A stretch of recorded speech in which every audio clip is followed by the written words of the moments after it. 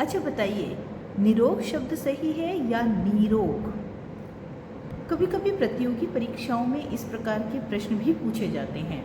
मैंने जब यह प्रश्न अपनी 12वीं कक्षा के विद्यार्थियों से पूछा तो उनमें से अधिकतर का जवाब था ये वाला निरोग। तो क्या आपको भी यही सही लगता है?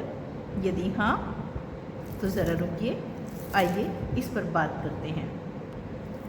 संस्कृत के निह उपसर्ग को हिंदी ने नि के रूप में अपनाया और इन्हें उन शब्दों के साथ प्रयोग किया जो या तो संस्कृत से आए ही नहीं थे या फिर जिनका रूप बदल चुका था, जैसे कि निधड़क, निपुता, निकम्मा और निडर इत्यादि। अब संस्कृत के निह उपसर्ग को जोड़ने के नियम समझते हैं।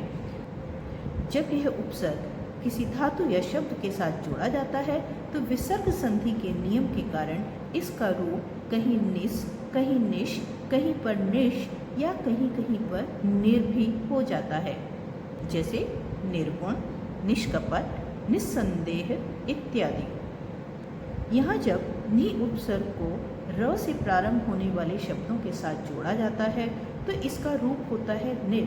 तो निर में जब दूसरे र वाले शब्द जोड़े जाते हैं तो र वर्ण की आवृत्ति होने के कारण पहले वाले र को दीर्घ ई में बदल दिया जाता है और इस प्रकार निर प्लस रोग शब्द बनता है नीरोग। इसी प्रकार के कुछ अन्य शब्द देखिए, जैसे नीरव, नीरस, नीरंध्र।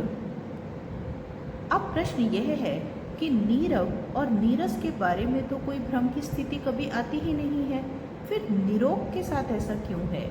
ऐसा क्यों होता है कि बहुत स्थान पर हमें निरोग छोटी ई की मात्रा के साथ में लिखा हुआ नजर आता है? संभवतः इसका कारण है दो दीर्घ ध्वनियों को एक साथ बोलने में होने वाली असुविधा। ध्यान दीजिए, नीरव और नीरस में र ह्रस्व ध्वनि है, जबकि रोग की दीर्घ ध्वनि नी के साथ में जोड़कर बोलने में अतिरिक्त प्रयास मांगती है। इसलिए सुविधा हेतु इसे निरोग बोल और लिख दिया जाता है। किंतु यदि प्रश्न दोनों में से एक सही वर्तनी चुनने का हो तो निस्संदेह निरोग ही उचित उत्तर होगा। अच्छा, अब एक प्रश्न आप सबके लिए। कमेंट करके बताइए, नीरज शब्द में कौन से उपसर्ग का प्रयोग किया गया है?